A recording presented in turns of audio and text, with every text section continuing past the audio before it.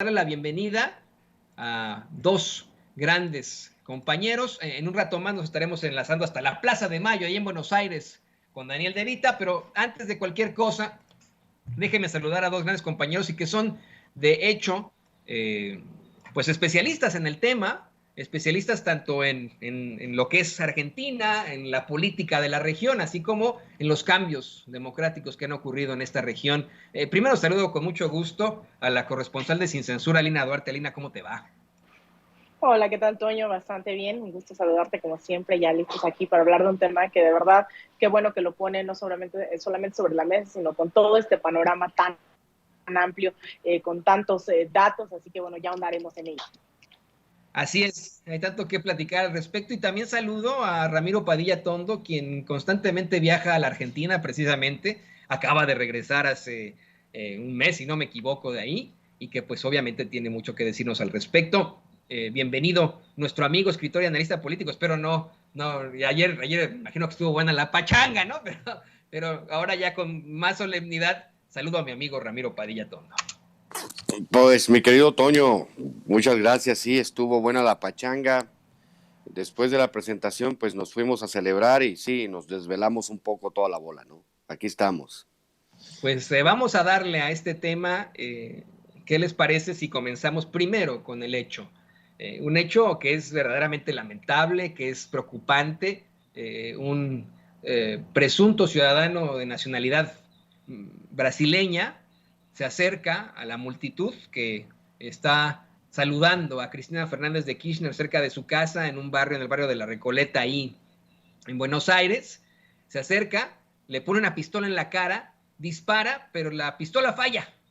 La pistola falla y sale ilesa de este ataque la vicepresidenta de Argentina, dos veces presidenta de ese país, de Argentina, y detienen a este sujeto.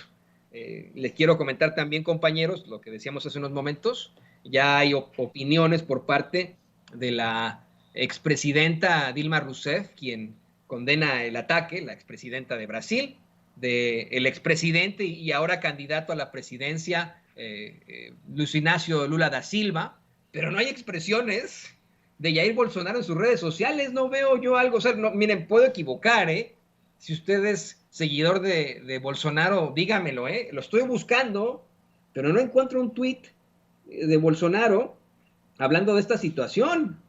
Habla de las drogas, de las inversiones, pero no de algo tan importante como eso. Alina, danos tu primer análisis sobre esto.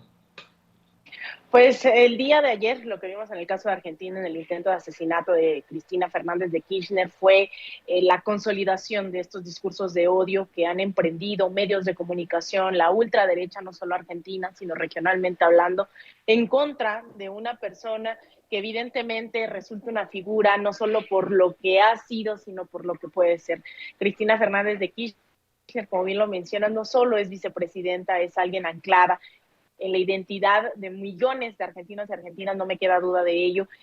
Tanto ella como su esposo, Néstor Kirchner, quien falleció ya, son dos personajes que logran retomar esas raíces nacionalistas de cambio en un país que específicamente, bueno, ahora, ¿no? Pues tanto daño ha generado la derecha. Entonces, también siento que Cristina retoma esta identidad de lo que fue en algún momento Evita Perón, ¿no? La pareja de Perón, que pues además Evita Perón es una Duarte de las buenas, no de las malas, y Evita, ¿no? Era muy cercana a la gente, muy al ras de suelo, y Cristina también ha hecho eso. Estos personajes, tanto Néstor como Cristina, ya en la vida más contemporánea de Argentina, no se recuerdan por solamente sus discursos o sus palabras. La gente que tanto ayer como estas semanas, como estos meses y como el día de hoy están defendiendo a Cristina, le recuerdan por lo que hicieron para cambiarle la vida a millones de argentinos y argentinas. Entonces, el hecho de que la hayan querido asesinar fallidamente, que bueno, yo lo he dicho aquí muchas veces, yo me asumo socialista, marxista, pero me queda claro, coincido con el presidente López Obrador, de que eso fue un milagro y de que si Dios existe, definitivamente es peronista. Yo creo que Cristina representa esa lucha constante en contra de las oligarquías, en contra de los intereses privados por sobre los de las poblaciones, ¿no? Entonces, hoy vemos un intento de magnicidio que además no es menor, y no es el hecho solo de la nacionalidad, sino que además es significativo que sea alguien de nacionalidad brasileño, porque justamente hoy si hay una derecha que todavía ostenta el gobierno en América Latina, que es de lo más rancia, es justamente la bolsonarista. Entonces, la verdad es bastante condenable, creo que ya no hay más que expresar más allá de lo que ha dicho no solamente el presidente López Obrador, sino como bien lo señalas, Toño, varios de los mandatarios y mandatarias de toda América Latina se han sumado a esto. Hemos visto a Xiomara Castro en Honduras, a Lula da Silva en Brasil, hemos visto obviamente este mensaje tan poderoso del presidente Alberto Fernández la noche de ayer, que a tan solo unas horas, esperaba a las 11 horas de Buenos Aires, sin embargo llegó casi a la medianoche este mensaje de no más de 5 minutos, sin embargo, llamando a cesar en estos discursos de odio, porque de fondo está eso. No solamente las derechas colaboran en el hecho de la violencia por medio del discurso, sino que lo hacen incluso físicamente. Entonces, también esto, y con eso quisiera cerrar esta primera intervención, lo que estamos viendo es que se le intentaba imputar en semanas anteriores a alguien como Cristina un hecho de corrupción. Lo que estamos viendo es una cuestión política ideológica, de las máximas expresiones del lawfare, de la judicialización de la política, en contra de una mandataria que está anclada dentro de las raíces del pueblo argentino. No solamente es la batalla judicial, no solamente es el batallón judicial mediático, como ella lo definía, sino ahora lo que vemos es una lucha por la vida y la muerte, que de fondo eso es asumirse de izquierda en América Latina y el mundo. Es una lucha en contra de proyectos de muerte, en contra de los intereses de las minorías por sobre las mayorías, sobre los pueblos y su emancipación. Entonces es lamentable el haber visto esto, pero de verdad no sé qué me sorprende, bueno, no me sorprende el discurso de odio de la derecha que lleve a este tipo de actos, sino me sorprende, ¿no? Que teniendo todos sus recursos a su alcance, incluso ya una campaña encima de que esto fue un montaje, de que esto no es válido, y es casi las Lili Telles argentinas, para poner un gran ejemplo, están diciendo que esto se trató de una pantomima, que esto es un montaje. Yo creo que a pesar de eso es sorprendente tener todavía a Cristina con vida, pero no solo a ella, sino ver a un pueblo argentino que hoy ha salido a las calles a defender a Cristina, a su proceso, y está inundando la Plaza de Mayo en estos momentos, Toño. Sí, ahí está Daniel De Vita, con quien nos estaremos enlazando en unos momentos más hasta la Plaza de Mayo, ahí en Buenos Aires. El comentario de un gran intelectual y que tiene mucho conocimiento en este caso, el querido Ramiro Padilla Tondo. Ramiro, ya lo escuchabas tú, en efecto, pues han habido una serie de llamados a la violencia desde varios puntos de la región. Yo quiero decir incluso que es en todo el mundo, querida Lina, querido Ramiro, híjole, estamos hablando de la región y de cómo es que solamente Latinoamérica, la patria grande, se está convirtiendo a la izquierda y etcétera, y que están comenzando los golpes blandos o golpes fuertes, ¿no? Pero creo que es en todo el mundo. Creo que está ocurriendo igual en Francia con Le Pen, y con Jean-Luc Mélenchon en contra de ella. Tenemos un Jean-Luc Mélenchon en el Congreso francés, con mayorías, ¿no? de izquierda por primera vez en el mundo, enfrentándose a un neoliberal como es Emmanuel Macron, ¿no? Tenemos pues en varios puntos esa búsqueda por una sociedad más progresista. Toda la realidad de los países escandinavos es pues de libre comercio combinada con socialismo hasta cierto punto, ¿no? Medicina social, educación social, ¿no? Esa es la realidad. Y al mismo tiempo, pues están las expresiones terribles de la ultraderecha buscando retomar algo que ya se les murió, ya se les fue. O sea, lo único que está muerto aquí en estos atentados es el neoliberalismo. Es yo lo que considero, Ramiro, es que la única muerta aquí es la derecha.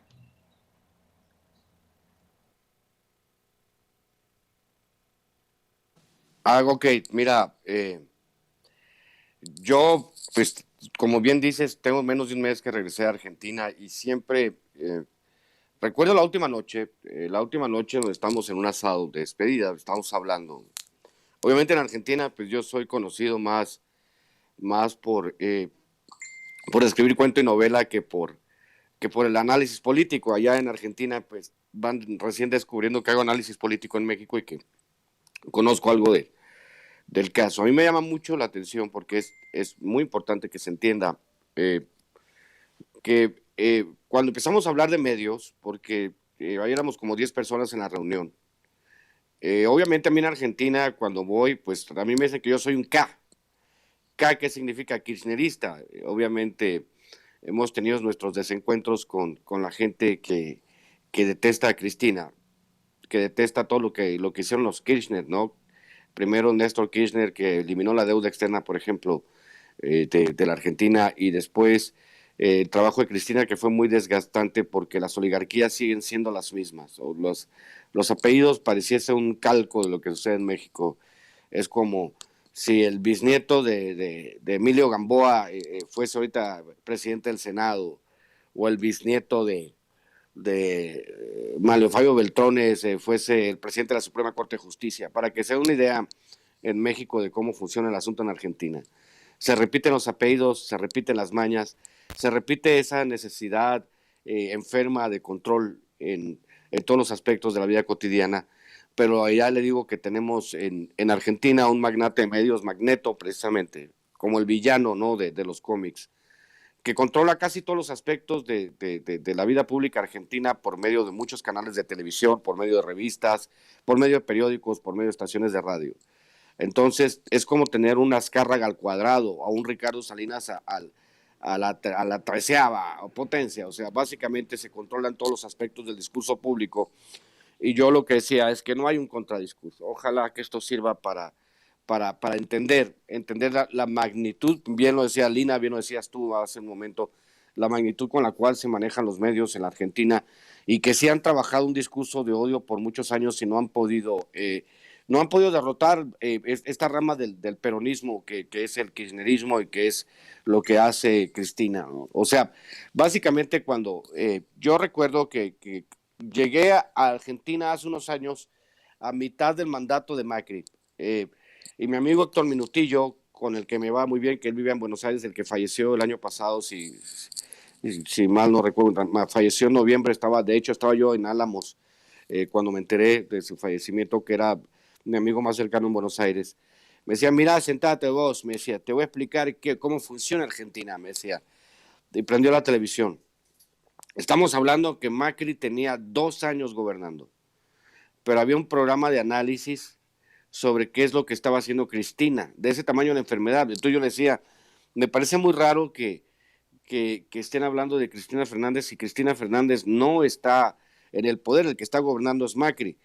Entonces empecé yo a construir, tratar de entender la parte que jugaban los medios en Argentina, y por qué en Argentina pues todavía le llamo yo el México de los 80s, porque no hay una contranarrativa como la que hemos construido en México, como la que hemos construido a través de estos canales de YouTube, donde la gente de manera masiva siga pagando la televisión. Allá en Argentina no, la televisión, los programas sensacionalistas, el exceso de partidos de fútbol y todo ese tipo de cosas tienen a los argentinos con el cerebro más o menos cocido. Obviamente, pues está una guerra entre dos, porque a través de la historia argentina entendamos que de Buenos Aires salía todo y las provincias incluso llegaron a estar en guerra, ¿no?, con las provincias de Buenos Aires por esta necesidad de control. Veo a una Argentina profundamente escindida. Obviamente los argentinos es lo que le llaman la grieta entre dos visiones totalmente contradictorias de cómo se debería de gobernar el país, una visión desde la izquierda, una visión de la derecha, y los bandazos ideológicos son los que hacen que la Argentina tenga esta circunstancia en la cual pues no crecen porque las dos fuerzas chocan. En el caso del kirchnerismo y lo que hizo Cristina Fernández, ella misma lo dijo al finalizar su gestión, su segunda gestión como presidenta, arrastrando un desgaste terrible por la campaña de medios que se le hizo. Lo dice, les dejo el salario más alto de Latinoamérica, un equivalente a 12,000 pesos mexicanos al mes. Cuidado, porque van a intentar erosionar esto. Más del 50% del Producto Interno Bruto de Argentina le pertenecía a los trabajadores. Imagínate, o sea, más del 50%, Toño, Alina. Entonces, ese tipo de circunstancias, planes sociales, planes jubilatorios, ayudó a todo el mundo. O sea, empezaron a cobrar impuestos a todo el mundo y obviamente a mí me lo decían, es que a mí me sacan, porque esa también es parte de la narrativa y es parte de esta guerra, los planes sociales. A mí me decían que a alguien le quitaban 30% de impuestos o 40% de impuestos para dárselo a unos vagos. Entonces yo les preguntaba, los vagos, esos que reciben un plan social, porque los trabajan mucho en la televisión de manera sensacional. Antes de venirme hablaban de una señora que vivía de los planes y que prefería vivir de los planes que trabajar. Obviamente es una distorsión de cómo funcionan los planes sociales en Argentina. Entonces, yo lo decía, ¿ahorran el dinero los que tienen planes sociales? Por supuesto que no.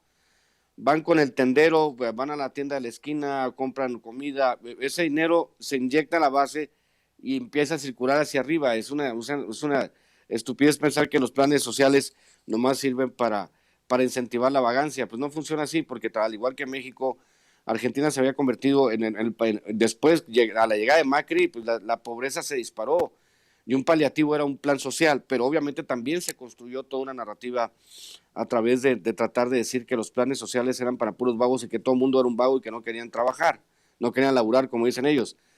Pero después, anoche, mientras estábamos en la reunión de la presentación del libro, pues obviamente pues hay un montón de periodistas en la reunión, estaban Amir, Pedrero, Vicente, estábamos en la reunión, pues aparece, ¿no?, la imagen de Cristina y el cuate que se le encasquilla el revólver. Yo no veo que sea tanto un asunto de nacionalidad, porque los que conocemos Buenos Aires sabemos que o pudo ser un brasileño, o pudo ser un venezolano, pudo ser un colombiano, pudo ser un peruano, pudo ser un boliviano, pudo ser un paraguayo, porque puede ser un senegalés, hay una comunidad muy grande de senegaleses, puede haber, o sea, en Argentina conviven muchísimas nacionalidades. Yo creo que lo que sea brasileño no abona para bien o para mal el asunto del atentado, sino que en el Gran Buenos Aires, en la ciudad de Buenos Aires, en muchos de los barrios, si uno va, se sorprendería de saber que pues hay muchísima gente morena. Yo de hecho me quedé por el rumbo de Constitución y pues me sorprendí de que casi no hubiera gente blanca, ¿no? Pensar que en el centro, el corazón de Buenos Aires, pues hay un gran mestizaje. De hecho, los que me atendían en el hotel, pues uno era paraguayo y, bueno, la señora era paraguaya y el otro cuate era uruguayo. Entonces dices, aquí el asunto de la nacionalidad y del atentado creo que tiene poco que ver, porque en Argentina te vas a encontrar absolutamente de todo, mi querido Toño. Ya para cerrar, digo, sí, la oligarquía en Argentina, la derecha en Argentina es una derecha muy enferma que da personajes del estilo de Laje y de Milei, que obviamente es como la derecha más trasnochada que hay en el continente y que tiene mucho eco mediáticamente porque los han hecho crecer mediáticamente, aunque su discurso sea carente de sentido. Entonces, la lucha en Argentina será todavía de larga data. Yo pienso que les quedan un par de décadas para llegar a consolidar los cambios y se necesita, precisamente dices que vas a entrevistar a Dani De Vita, pues necesitaríamos como unos 100 Dani De Vitas en Argentina que se dedicaran que se dedicaran a construir una contranarrativa en Argentina, porque en este momento no hay nada que le pueda competir a la televisión, a la radio, a los periódicos, mi querido Toño. Pues se necesita un sin censura Argentina, ¿no?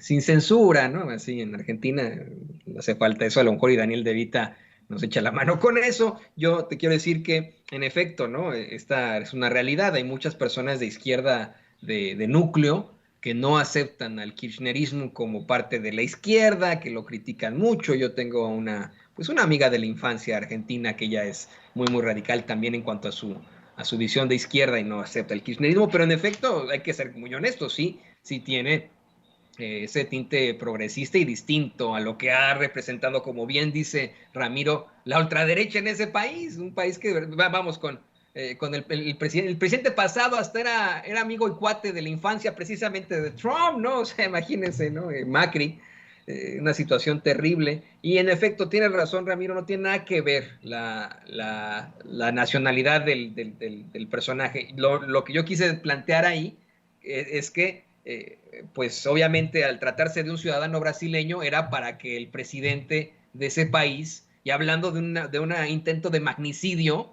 pues salir a decir algo y se quedó, pero mira, calladito, se le fue el internet como se le fue a Felipe Calderón. Pero bueno, vamos a la siguiente parte de la mesa sobre este tema. Talina, yo sé que los dos tienen muchas cosas que hacer para irle dando fuerza y camino a esta mesa de análisis. Le mencionaba hace unos momentos a Ramiro, querida Lina, que pues yo veo a una derecha verdaderamente muerta en el mundo, muerta pero como zombie buscando regresar, ¿no? Como gallina sin cabeza, como gato boca arriba, se defienden y buscan regresar con las peores maneras. Hace unos momentos, el Papa Francisco, que representa, pues vamos, a lo que es una organización de derecha, que es la Iglesia Católica, pero que él ha detentado con ciertas ideas progresistas, el Papa Francisco expresó su cercanía y su solidaridad con Cristina Fernández de Kirchner tras este intento fallido de asesinato. Yo te decía, bueno, es una realidad que ocurre aquí y allá, no solo en la región, como le llaman ellos en los medios de comunicación tradicionales, no solo es en la patria grande,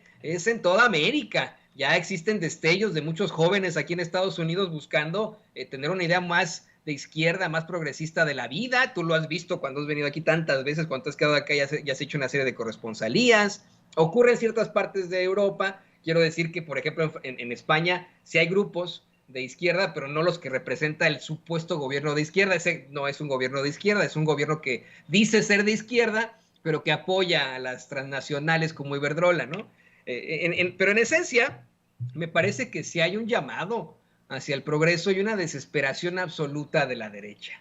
Ahí estás tú como ejemplo, enfrentando una persecución terrible. Después de haber enfrentado amenazas de muerte, tú, Alina Duarte, estás siendo perseguida por la ultraderecha representada en el Instituto Nacional Electoral y el Tribunal Federal, se me fue el nombre, el Tribunal Electoral del Poder Judicial de la Federación, disculpe ustedes que se avientan estos nombresotes. El equipo de Sin Censura, lo mismo. Políticos de izquierda o progresistas, lo mismo. Persecuciones aquí y allá. ¿Qué podemos hacer como ciudadanos ante este tipo de situaciones? Ahora que estamos cambiando toda la mentalidad, ahora que la mayoría ya no queremos esas cosas, ya no queremos esa derecha, ultraderecha violenta, querida Lina. Pues mira, Toño, yo citaría palabras más, palabras menos al presidente Alberto Fernández justamente en su alocución en la noche de este día del atentado, la noche de ayer, en la cual menciona, tenemos derecho a disentir, pero en una sociedad democrática no tenemos derecho a discursos de odio porque el odio lleva a la violencia y la violencia no puede tener cabida dentro de nuestras sociedades. Y es cuando digo hay de derechas a derechas, no hay derechas que incluso asumen que pensamos diferentes, que no queremos el bien de todos, que queremos solo el bien de unos cuantos, que tenemos ideas conservadoras, que no están a favor de los derechos de las mujeres y demás. Sin embargo, hay otras derechas que esas derechas suelen ser incluso democráticas, optan por un proyecto, optan por ir a las urnas y ganan, como en su momento lo hizo Mauricio Macri, aún así, no del todo democráticamente, apoyado en los grandes consorcios corporativos, los medios de comunicación, que ya lo señalaba Ramiro, pues definitivamente estos oligopolios no tienen esa característica en América Latina de la capacidad, pues, es la misma, ¿no?, de generar narrativas en contra de todos los gobiernos progresistas en la región. En algunos casos es el Clarín, en algunos otros casos es, lo veíamos también en el golpe de Estado en Bolivia, ¿no?, que también acudieron con las pocas radios comunitarias, medios de comunicación alternativos, fuera RT, fuera Telesur, fueron durante el golpe de Estado a acabarlos, o aquí en México durante varias décadas en el caso del duopolio, ¿no?, Televisa, TV Azteca. Hoy lo que nos tendríamos que estar preguntando es justamente cómo llegamos a esto, y llegamos después, y hay que hacer un profundo análisis de autocrítica, que es a lo que yo siempre estoy aspirando. Y en América Latina tenemos muchas respuestas para no reflejarnos en lo que acabamos de ver la noche de ayer con Cristina. El caso de Cristina, el caso de Néstor fue un gobierno que ella lo ha dicho, ¿no?, con errores, no fue perfecto, sin embargo, una redistribución de los ingresos, hubo unas mejores condiciones para las juventudes, para quienes se jubilaban, etcétera, etcétera. Sin embargo, al no haber una renovación pronta de cuadros, al no haber proyectos sólidos, pero sobre todo al no superar ese infantilismo de izquierda, a las izquierdas nos encanta dividirnos, separarnos y no luchar juntas y hacernos...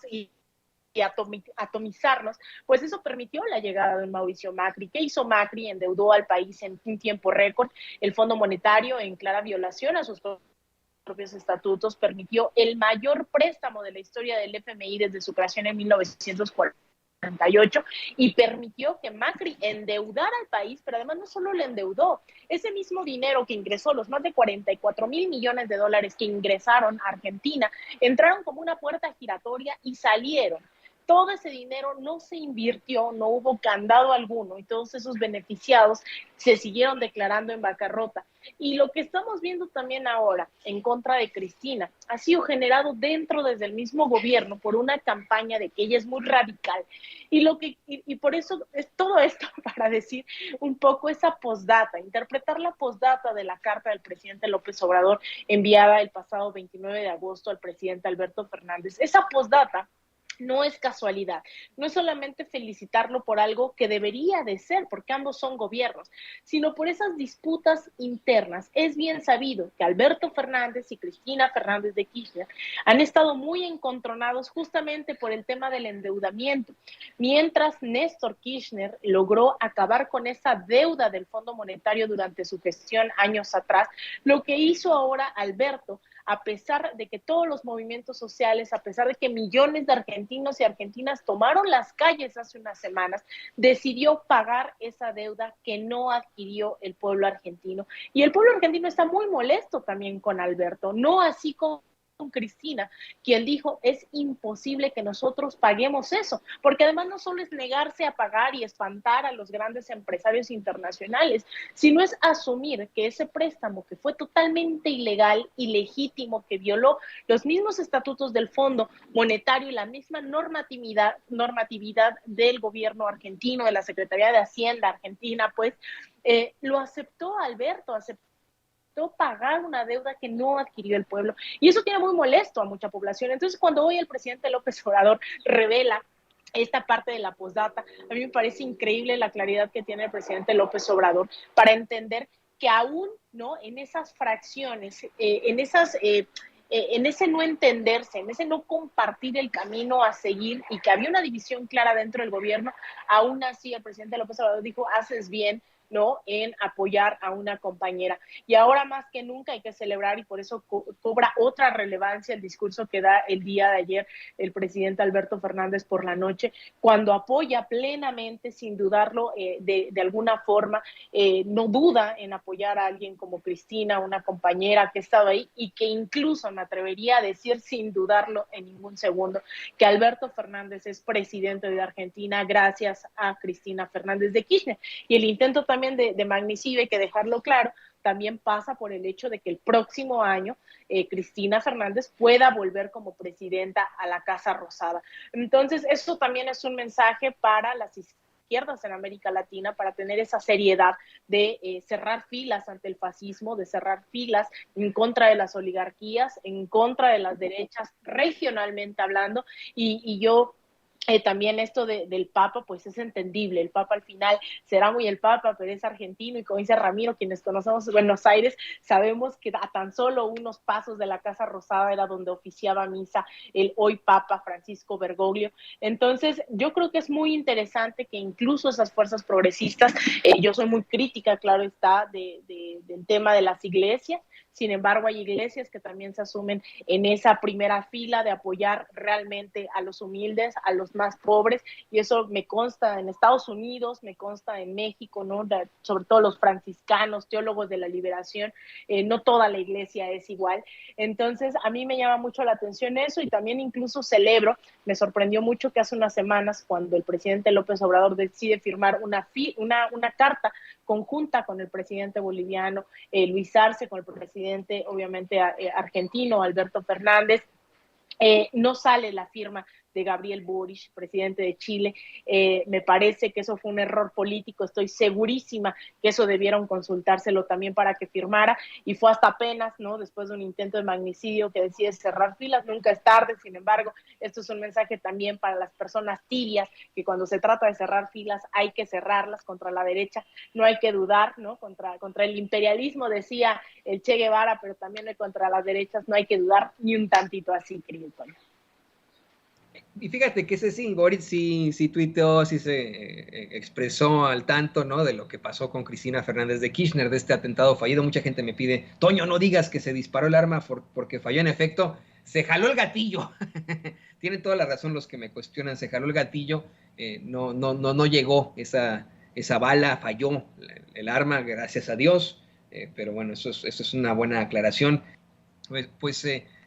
Preguntarle más o menos lo mismo. ¿Qué podemos hacer para contagiar de esta idea progresista al mundo, a Argentina? Tú que vas tanto por allá, me dejó muy picado. De hecho, me dejó con mucha angustia eso que me dices, eso que nos cuentas, de que hay, vamos, una dificultad impresionante de ganarle a los medios de comunicación tradicionales, corporativos allá en Argentina, que al menos nosotros estamos haciendo la batalla, ¿no? Desde acá, desde estos medios independientes mexicanos en varios puntos del planeta, pero eso que me dices me deja muy angustiado, que en Argentina la cosa es muy distinta y es claro, ¿no? En efecto, los medios los detentan los que están en la ultraderecha, los que están en las esferas del poder. Cómo contagiar al pueblo en el mundo, al pueblo, a los ciudadanos del mundo, para que pues estén a favor del progreso y no de situaciones tan terribles como plantea la ultraderecha, que ahora intenta incluso asesinar a una vicepresidenta? Anoche hablábamos del tema, después de la presentación del libro, yo les explicaba, después de enterarnos de la situación en Argentina, que obviamente es un asunto de contranarrativa. Nosotros en México no se ha dado cuenta, muchos no se han dado cuenta, o quizás no han entendido, de la revolución que estamos llevando a cabo. Yo le decía a Rafa Herrera, estamos hablando, yo decía que él tenía muchas más vistas que cierto personaje de la derecha que ha sido multimillonario. No más en el canal de Rafa Herrera, que ha crecido de manera orgánica, tiene muchas más vistas que personas que tuvieron a su disposición millones de dólares o millones y millones de pesos de contratos del gobierno y que ahora intentan conquistar las redes digitales. Lo que pasa es que estamos también, o sea, el que nosotros estemos mejor que en Argentina no significa que la labor esté hecha, sino que nos queda muchísimo para consolidar la narrativa, una narrativa, digamos, progresista de izquierda en México, pero vamos bien. Hay que recordar también que solo tenemos el 40-50% de cobertura de Internet en el país, y cuando el 100% de la cobertura de Internet cubra todo el país, cuando cubramos todo el país, pues obviamente, pues si la derecha perdió la guerra cultural, de hecho en el pequeño Chairo Ilustrado, pues yo hablo de cómo la derecha perdió la guerra cultural en 2 capítulos. La misma ultraderecha mexicana y la misma derecha en todo el continente ha reconocido que perdieron la guerra cultural. Tú hablabas algo de lo que sucede en Estados Unidos. En Estados Unidos es terrible la situación, porque es lo que se llama la conquista del sentido común. Por ejemplo, todos están de acuerdo en que el socialismo es malo, según. Y en Estados Unidos pues no existe la izquierda, existe la extrema derecha, la derecha y el centro. Lo más cercano a la izquierda que tiene es el centro, y las políticas centristas son tratadas en Estados Unidos como si fueran comunistas. O sea, también ahí les hace falta a los norteamericanos un largo camino para entender. Nosotros de repente, para decirse que no, mi querida Dina, mi querido Toño, pero nos estamos convirtiendo en punta de lanza para un movimiento mundial que entienda que se pueden hacer las cosas, que puede haber una tercera vía. Y esa tercera vía la está explorando el presidente y nos está yendo muy bien con un nuevo modelo. Ahora, en Argentina no se va a cambiar el asunto. En Argentina, obviamente, Cristina es el enemigo público número 1 para la derecha. Alberto Fernández ha sido titubeante en algunos momentos con respecto a las decisiones que se tienen que tomar. Cristina no ha estado de acuerdo con las decisiones que ha tomado. Pero esto de querer acabar con la vida de Cristina por ser un personaje incómodo, pues sí, uno debería preguntarse, obviamente, pues, la derecha les conviene eso del lobo solitario, del cuate que pues a lo mejor tenía un problema mental y quiso asesinar, pero no, sabemos que todo eso tiene ramificaciones, porque cuando tú estás ejercitando un discurso de odio todo el tiempo, pues siempre va a haber un pendejo con iniciativa, pues. Entonces hay que tener mucho cuidado con el lenguaje que se utiliza, porque es importante que se entienda que las cosas no deben de funcionar así. Que sí, hay una derecha en agonía en todo el continente, como bien dices, que nos estamos encaminando hacia un nuevo pacto social en todos los países latinoamericanos, que México se está convirtiendo ahora sí en el hermano mayor en el que todos están volteando, y nosotros como medios independientes nos estamos convirtiendo también en los líderes de lo que se tiene que decir. Cierro diciendo que el presidente Néstor Kirchner era fanático y redento de Racing Club de Avellaneda, como es tu servidor, y de hecho aquí mira, si alcanzas a ver, Este es el escudo de Racing Club de Avellaneda, del cual yo también soy hincha. Y pues me pongo a pensar en todas estas circunstancias, en todos estos viajes a Argentina, en todos los viajes por carretera atravesando la Argentina, no solamente Córdoba. Por ejemplo, Córdoba, voy a hacer una analogía ya para cerrar, porque somos muy similares culturalmente los mexicanos y los argentinos, muy, muy, muy similares. Por ejemplo, en Córdoba nunca ha ganado la izquierda. En Córdoba son ultraderechistas. Córdoba es como Guanajuato. Si tú tomaras todo el centro de México, todo el centro conservador, Guanajuato, todos estos estados del centro del país, y los trasladaras a Argentina, y lo mismo hicieras con Córdoba, Rosario y todas esas provincias argentinas, las trasladaras al centro de México, no encontrarías ninguna diferencia, mi querido Toño, mi querida Lina, porque es exactamente la misma cultura católica conservadora que vota por la derecha. Son exactamente lo mismo. Sería impresionante que fueras a Argentina y vieras la cantidad de iglesias que hay también ahí en la provincia argentina, y la manera en que también la iglesia católica sigue siendo sumamente poderosa e influyente en el discurso de la derecha en Argentina. Es por eso que pues también, así como en Europa se van cerrando iglesias, se deberían empezar a cerrar iglesias por estos lares que simplemente aguante el rojo, me dijeron, señores, no vuelvan a decir nada de Independiente, yo no tocaría una camiseta Independiente, así no funciona, los fanáticos de Racing lo sabemos, para empezar. Pero bueno, esta circunstancia en la cual se da ya la última agonía de intentar un atentado contra Cristina por el discurso de odio a la derecha, pues se les va a revertir, porque ahora sucede que lo único que hicieron fue, ahora tenemos que proteger a Cristina, y si Cristina se lanza a las elecciones el próximo año, va a definitivamente empezar a pulverizar a la derecha en Argentina, mi querido Toño, y eso también, dentro de todo lo malo, es una muy buena noticia. En definitiva, yo creo que pues si son distintos los valores del progreso, llámese la izquierda de fulanito, la izquierda de tal, bueno, pues es progreso, no es el retroceso constante del conservadurismo, y creo que eso es lo propositivo. Pues querido Ramiro, querida Lina, yo les agradezco. La verdad es que ha sido muy, muy interesante, muy enriquecedora esta plática con ustedes, verdaderamente enriquecedora en cuanto a cuestiones que muchos de nosotros no sabíamos y de las que ustedes son expertos. Les pido por favor que nos compartan sus redes sociales para que la gente se ponga en contacto con ustedes. Ustedes, bueno, ya, ustedes son parte de Sin Censura, ¿no? Así que comemos, desayunamos y cenamos con ustedes, literalmente. Así que, pues por favor, compártanos sus redes sociales. A ver, querida Lina, cuéntanos, por favor, para que la gente se ponga en contacto contigo. Muchas gracias, Toño, Ramiro. Pues a mí me encuentran en Twitter, en @AlinaDuarte_, en Instagram, _AlinaDuarte, en facebook.com/Alina Duarte Periodista, también aquí todos los días en Sin Censura. Y mañana también aprovecho, y con eso cierro, mañana están convocando justo una movilización también aquí en México, en solidaridad con lo que acaba de ocurrir, todo lo que hemos hablado en Argentina, porque también creo que el fascismo se vence también con internacionalismo y con mucha solidaridad. Entonces mañana, pues quien esté disponible en la Ciudad de México, nos vemos a la 1 de la tarde en el Ángel de la Independencia, así que bueno, ahí estaremos tanto seguramente reportando para Sin Censura como compartiendo balances, análisis, pero mucha solidaridad también con el pueblo argentino el día de mañana. Te mando un abrazo, Toño, a ti, a Ramiro, a Ceci, a David, a todo el equipo, pero también y sobre todo a la audiencia de Sin Censura. Gracias, querida Lina, te mandamos mucho cariño. Pues también, Ramiro, compártenos tus redes sociales. Ramiro Padilla Tondo, ¿te acuerdas que ayer te dijo que eras Ramiro Sevilla? No es cierto, es broma. Querido Ramiro, compártenos por favor tus redes sociales. Público memorioso.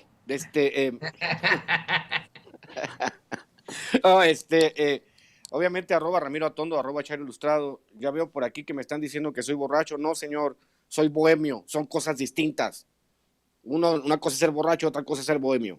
@Chairo Ilustrado, @Ramiro Atondo.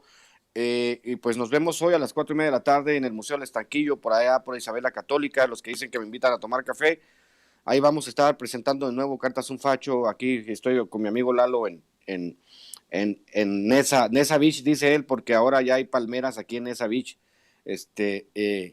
Y vamos a estar de 4:30 a 6, y de ahí yo creo voy a Toluca en la noche, y vamos con Tokio, señores. Vamos a hacer otra presentación. La de ayer en Los Pinos fue altamente simbólica, porque fue al pie de la escalinata donde se tomaban fotos la familia presidencial para las revistas Hola, las revistas Somos Caras, ¿no? De ayer justamente conquistamos el espacio, tomamos Los Pinos por asalto, toda la bandita de Sin Censura anduvo ahí, fue maravilloso y de verdad que, como les digo, el contenido altamente simbólico de presentar el libro, sobre todo Cartas a un Facho. Para mis paisanos en Estados Unidos, Cartas a un Facho está en Amazon para los que los quieran adquirir, Hojas en Ruta, Maradó, todos esos. Y de verdad que estamos contentísimos, estamos esperando con ansias el día 11 para que le entreguen su reconocimiento, el premio Carlos Montemayor a Vicente. Nos hemos convertido de verdad en una gran familia sin censura y la hemos pasado de maravilla. Así que muchas gracias por el espacio. Qué bueno que se pueden tocar estos temas, es muy importante, porque al final de cuentas, como decía el filósofo Enrique Dussel, el mejor filósofo mexicano de origen argentino, cuando le preguntaron en Argentina por qué había abandonado el país, y Enrique Dussel dice: no me cambié del país, solamente cambié de provincia, porque al final de cuentas somos una sola nacionalidad y esa es la patria grande, somos latinoamericanos. Con eso me despido, mi querido Toño, un abrazo a ti y a Lina, te mando un beso y un abrazo. Venceremos, venceremos. Y yo quiero decirle a usted que nos ve y que nos escucha, que yo que he tenido la posibilidad de departir al calor de las bebidas espirituosas con Ramiro Padilla Tondo, que me parece que es muchísimo más agudo, muchísimo más fuerte en su comentario, incluso con esas bebidas espirituosas, y que usted ni se imagina, pues a veces andamos de aquí para allá y hay cosas, pero es muchísimo más interesante. Ojalá usted le invitara a una cerveza, porque es muy interesante siempre platicar con el queridísimo Ramiro Padilla Tondo.